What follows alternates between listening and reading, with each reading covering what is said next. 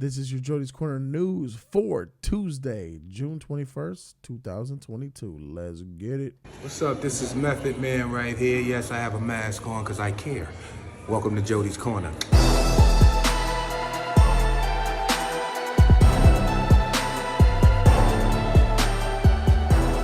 YouTube was good. It's your boy Jody Joe. Welcome to Jody's Corner. This is the Daily News. Subscribe for daily news right here on Jody's Corner every single day of the week, besides Saturday and Sunday. Getting right into it, the longest day of the year has arrived because summer solstice is here. Summer solstice is a thing. It marks the official beginning of summer. Welcome everybody to the summer. And basically, let's get into the science of it. Summer solstice occurs when the Earth arrives at the point in its orbit where the North Pole is at its maximum tilt towards the sun, resulting in the longest day and the shortest night of the calendar year. During the solstice, the sun is at its highest point over the Tropic of Cancer, and there are the most hours of daylight and the least hours of darkness in any part of the year. It happens every June and December, and while today marks the longest day of the year in the Northern Hemisphere, it is going to be the shortest day in the Southern Hemisphere for countries like Australia and Brazil. Isn't it amazing how the way the equator works in science and stuff like that? I think it's really dope. Today's the first official day of summer in the Northern Hemisphere, and it's going to be the longest day. So if you guys notice, you guys are out and about, I'm like, hey, the sun is up. It's like 8 o'clock. It's 8 o'clock, sun's still up.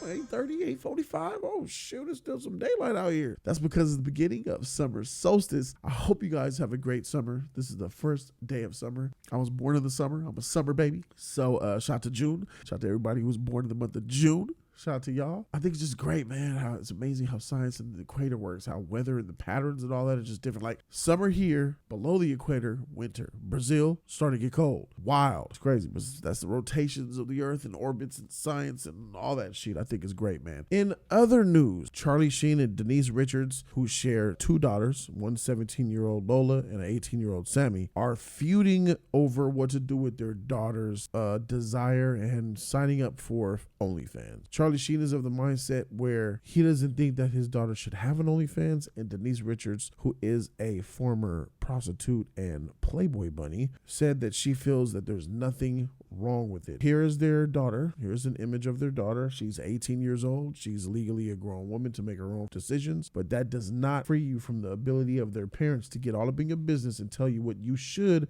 and probably should not be doing. Here's a provocative take of her butterfly wings on her back. This is not from OnlyFans. This is actually from Instagram, but there's a feud between them about the decisions that they should make here. Charlie Sheen has been very vocal. He says, I do not condone this, but since I'm unable to prevent it, I urge her to keep it classy, creative, and not sacrifice her integrity. Well, I don't know what he means by that, but he's saying right here that he doesn't condone it, but there's nothing that he could do because he's basically saying she lives with her mother and there's nothing that he could do because it wasn't under his roof where this stuff happened. So he's basically taking shots at Denise like, she's over there at your house, y'all playing a hot girl summer. Denise, you're probably trying to live your hotness through your daughter, and it's just bad parenting. It's just not good. But of course, Denise clapped back. She says, Sammy is 18 and the decision wasn't based on whose house she lives in. All I can do as a parent is guide her and trust her judgment, but she makes her own choices. There she is again on the ground like it normally is when you're at Coachella and you need to take a break because Coachella is hectic as heck. Well, it didn't stop there.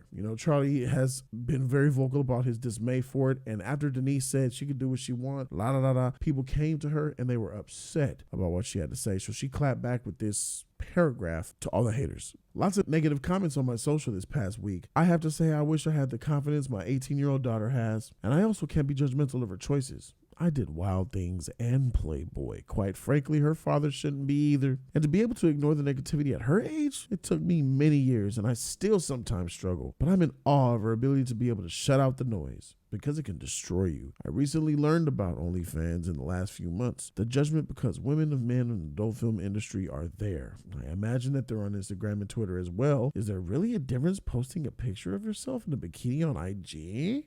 We've all done it.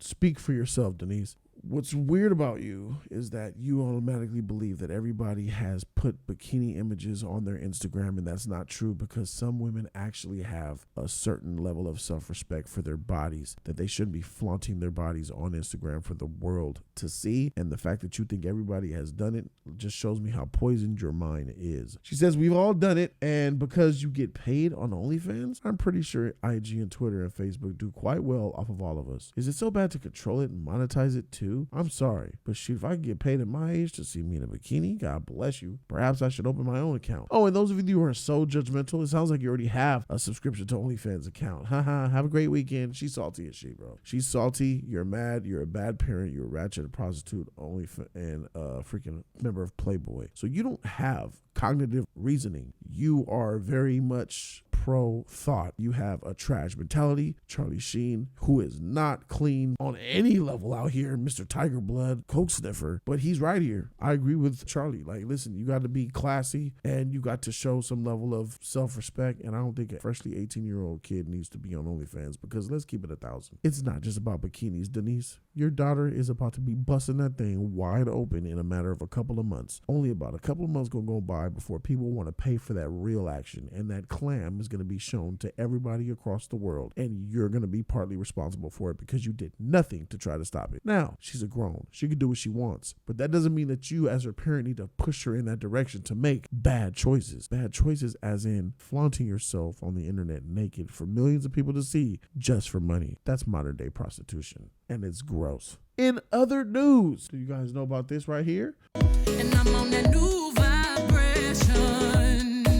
I'm building my own foundation, yeah. Beyonce is back after what feels like 6 years on hiatus since she released Lemonade. This is the first single to her new album that's coming out called Break My Soul. It's a very different feel, upbeat vibe, and it's got that energy. It's got the new life feels fresh and full of life. Oh, baby, baby, you won't break my soul.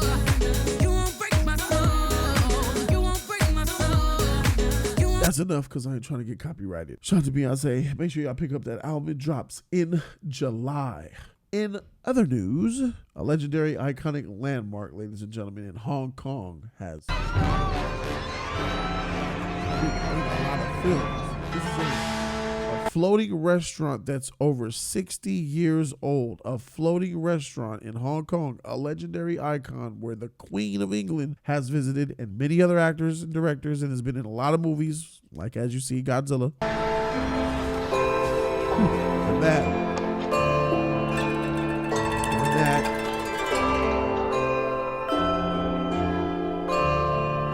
It's been dormant for the last 2 years because of the pandemic. It shut down temporarily in March of 2020 when the pandemic hit, and it's been just stagnant ever since. And they've been looking for a buyer, and they just couldn't get one, so they closed the doors on that thing permanently. So what they said is, all right, man, let's pay a towing company to get this thing up out of here and send it to a place maybe where it could be refinished, and set up for display somewhere. Yeah, that motherfucker sunk. The people who are charged with towing it are responsible because that motherfucker is in the water. It's over. It sunk just days after it was towed out to sea. A 3-story vessel was designed like a Chinese imperial palace, was once the world's largest floating restaurant, was towed away by tugboats last Tuesday, and nearly after a half a century, more than the city's southwest waters, that thing is swimming with the fishes. It's a wrap. Rest in peace to that iconic landmark out there in Hong Kong, the Jumbo Floating Restaurant. That's your news for Jody's Corner. Thank you guys so very much for being here and watching. Make sure that you guys click the subscribe button and click that bell, because that's what it's all about. Thank you guys so very much. I'm Jody Joe, and I'm out this thing.